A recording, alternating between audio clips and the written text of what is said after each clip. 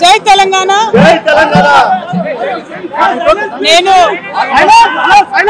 నా కొడుకు Aditya graduation ceremony పూర్తి చేసుకొని అమెరికా నుండి వచ్చే లోపల మరి ఏదో లేఖ లీక్ అయిందని చెప్పి గత 2-3 రోజులుగా చాలా హంగామా నడుస్తున్నట్టుగా తెలుస్తా ఉన్నది.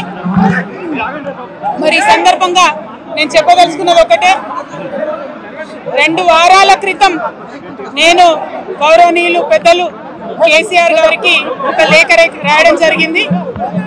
నేను ఈ విధంగా కేసీఆర్ గారికి ఇదివరకు కూడా నా ఒపీనియన్స్ ఎప్పుడున్నా కూడా లేఖ ద్వారా చెప్పడం జరిగింది.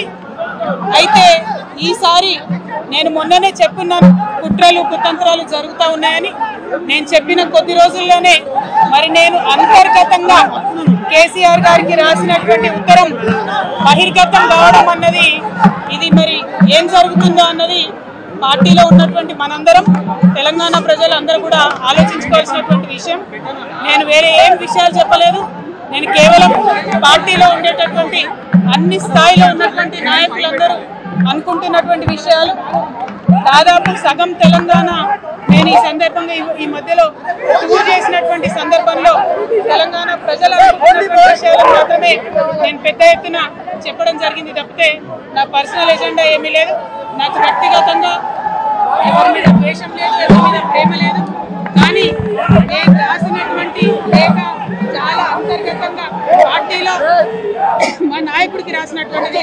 అటువంటిది బహిర్గతమైందంటే మరి దాని వెనుక ఉన్నది ఎవరన్నటువంటిది ఆలోచించుకోవాల్సినటువంటి సందర్భం. I have return to my father Shri KCR గారు feedback which I got from every stature of the leader from our party and from Telangana people broadly 2 weeks back. I've always written to my father at various stages. Whenever I needed to give him any feedback, I've always written to him. But this time it got out. I believe it is the handiwork of some of the cowards in the party, and the party should decide how to deal with them. I have not written anything negative against KCR garu or the party. To strengthen the party and to work for the people of Telangana. Feedback mechanism is necessary, and that is what I have done. Thank you. Jai Telangana.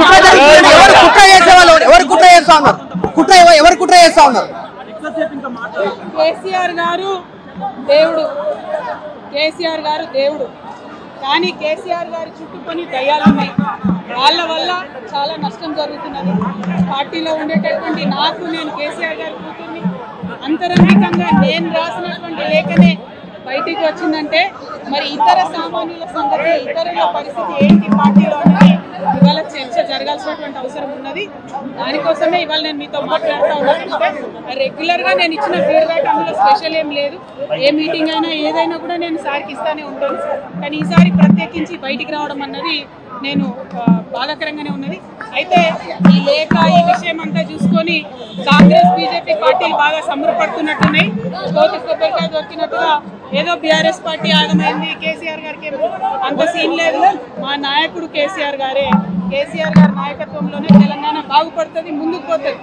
ఎటువంటి అనుమానం లేదు. కేసీఆర్ గారి నాయకత్వంలోనే BRS party కూడా ముందుకెళ్తుందని చెప్పి నేను బలంగా పార్టీలో ఉన్నటువంటి చిన్న చిన్న లోపాలను డిస్కస్ చేసుకొని సవరించుకొని కోవట్లను పక్కకు జరుపుకుంటూ ముందుకు పోతే పార్టీ 10 కాలాల పాటు చల్లగుంటుంది అనేటువంటి నా భావన. బీజేపీ కానీ కాంగ్రెస్ కానీ తెలంగాణ ప్రజలకు నిలబెట్టింది ఏమీ లేదు. 2 పార్టీలు కూడా తెలంగాణను ఫెయిల్ చేసినాయి.